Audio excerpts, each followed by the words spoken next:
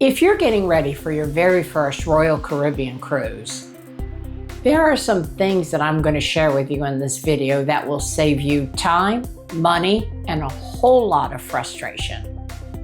After more than 40 Royal Caribbean cruises, I've learned some things that really make a difference in your pre-planning for your cruise. These are the 7 things that I share with my friends before they take their first Royal Caribbean cruise. The very first thing you should do once you book your cruise is download the Royal Caribbean app.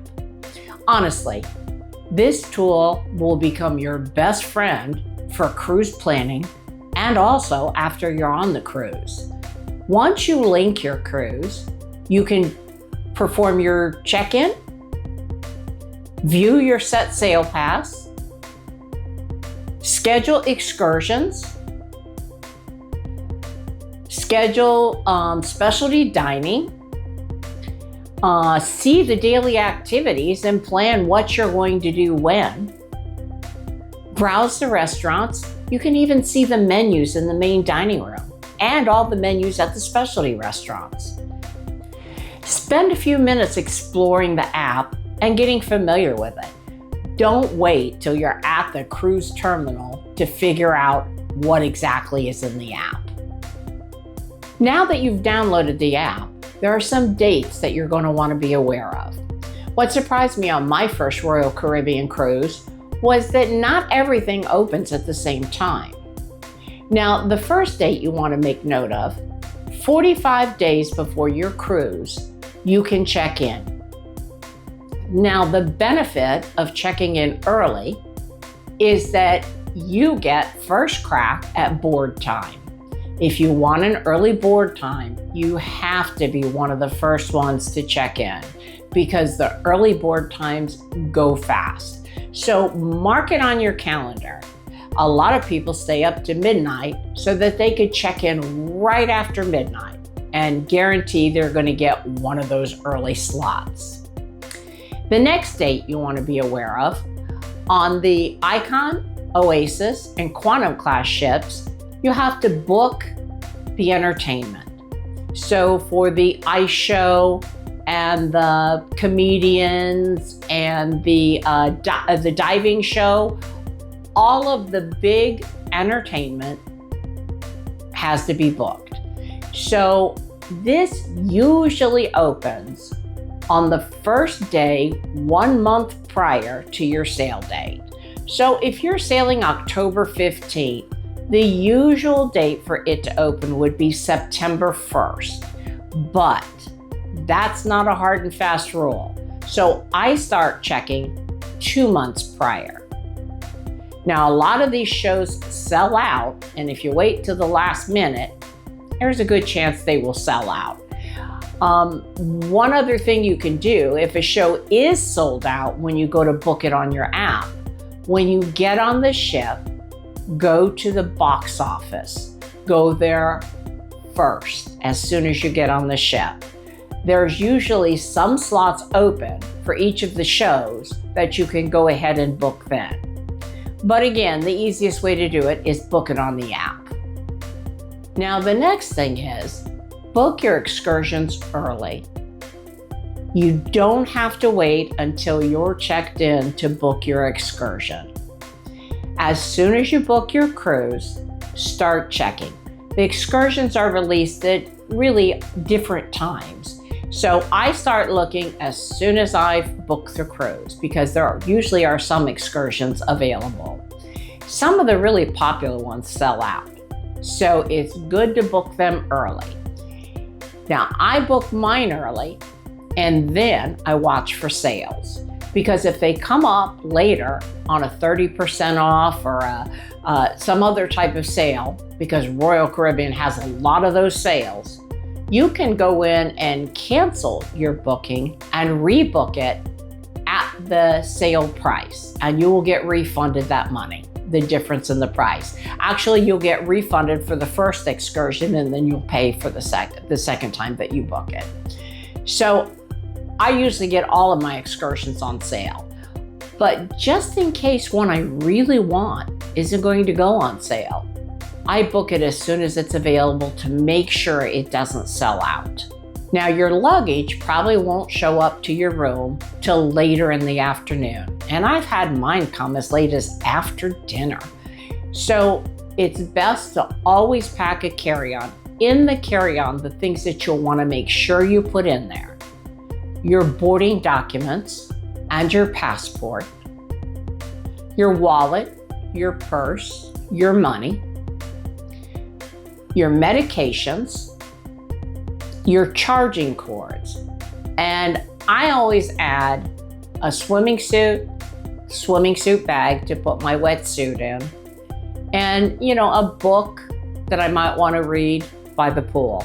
That way I can start enjoying the cruise amenities right away instead of waiting until my luggage shows up.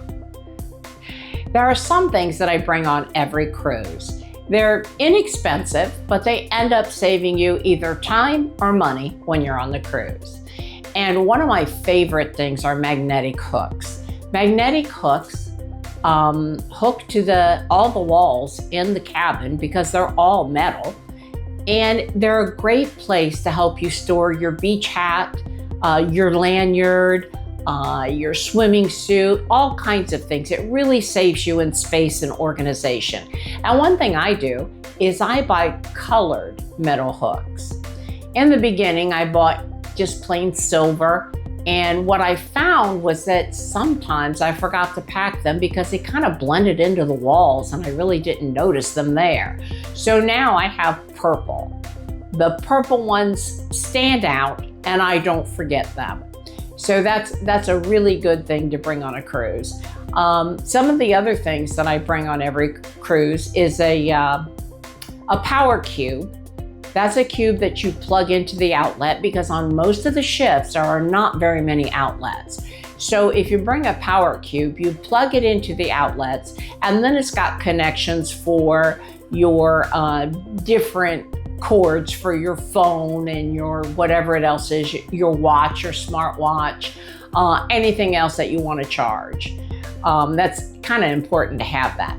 I also bring a refillable water bottle that is insulated so that I could put water in there, or in the morning when I feel like having some extra coffee, I can put a couple of cups of coffee in there and it stays hot. So that's a real helpful thing to have. Aloe vera is something else that you really want to bring because your first cruise, good chance you might get a sunburn. So it's really helpful to have the aloe vera. A waterproof phone pouch. These are really inexpensive and they're very helpful if you want to drag your phone along to the different excursions that you'll go on, tubing or kayaking or whatever it is. Also a small first aid kit and medications that you may need. It's kind of important because while you can get things like Tums and aspirin or Tylenol on the ship, you'll pay a premium for those. So I always bring along a little pill box with my different pills in it and anything that I think I might need. I even take, I take Benadryl and I take Dayquil and NyQuil. So I've got a little kit all set up that I bring along with me, along with a first aid kit, just a very basic first aid kit with Band-Aids and Neosporin and that type of thing. And aside from that, motion sickness medication. I bring Dramamine and I also bring these motion sickness patches. So it doesn't hurt to have them. I've only had to use them one time. And the ship was a little rough one time and I did have to use my Dramamine. I also used the motion sickness patch. But it sure beats having to go down to the medical unit to try to get some motion sickness pills. So just bring your own along. Now I'll put links to all these things that I bring in the description in case there's anything that you're wondering about or curious about. You can go and see what it is that I bring. Now, probably the most important thing is remember you're on vacation. Don't stress over the small stuff. The weather might not be perfect. An excursion might get canceled.